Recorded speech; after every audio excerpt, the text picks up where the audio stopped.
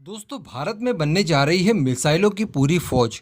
Actually आप सब जानते होंगे कि भारत उन देशों में शामिल है जिसके पास लगभग लगभग सभी कैटेगरी की मिसाइलें मौजूद है। एक आध दो कैटेगरी की मिसाइलें आप छोड़ दें जिसमें हाइपरसोनिक मिसाइल भी शामिल है, हालांकि ये भी बन रही है। तो इनको छोड़कर बाकी सारी मिसाइलें भारत के बेड़े में है। अब दोस्तों, यहाँ पर होता यह है कि 80% के लगभग मिसाइलें तो आप समझ लीजिए हमारी इंडियन आर्मी के पास है, कुछ एक मिसाइलें नेवी के पास है जो शिप और सबमरीन से लॉन्च होती है। तो इसी के साथ साथ कुछ मिसाइलें हमारी एयरफोर्स के पास है। अब दोस्तों, ऐसी परिस्थिति में होता यह है यहाँ पर कोऑर्डिनेशन बराबर बैठ नहीं पाता है। इसके अतिरिक्त तीनों सेनाओं में मिसाइलों को मैनेज करने के लिए एक अलग टीम भी होती है। इस वजह से कोई जल्दी निर्णय लेना, सही निर्णय लेना, मिसाइलों का देखरेख सही तरीके से कर पाना, ये उतना आसान नहीं होता है। इसके लिए हमारे सीडीएस विपिन रावत जी ने एक प्लानिंग की है और इसका खुलासा उन्होंने किया है। एक्चुअली ये 2 दिन पहले किया था, लेकिन मैं आज आपको बता रहा हूँ।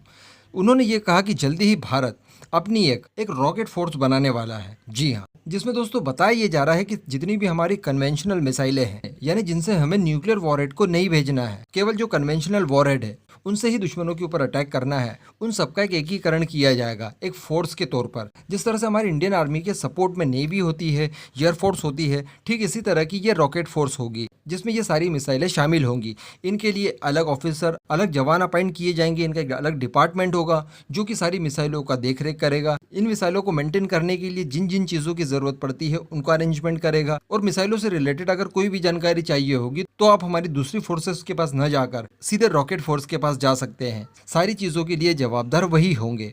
तो ये बहुत अच्छा निर्णय है। चाइना के पास भी इस तरह की रॉकेट फोर्स मौजूद है, तो जल्दी ही भारत भी अपनी एक रॉकेट फोर्स डेवलप कर लेगा। अब दोस्तों, यहाँ पर वैसे क्लियर अभी तक नहीं किया गया है कि क्या इसमें हमारी न्यूक्लियर मिसाइलें भी शामिल की जाएंगी, लेकिन मेरे हिसाब से यहाँ पर न्यूक्लियर मिसाइलों को भी शामिल किया जाना चाहिए ताकि मिसाइलों का एक सिस्टम अलग ही हो। क्योंकि अभी जो हमारी न्यूक्लियर मिसाइलें हैं उनकी देखरेख करने के लिए, उनको चलाने के लिए एक अलग संस्था है जिसे कहा जाता है स्ट्रेटेजिक फोर्स कमांड।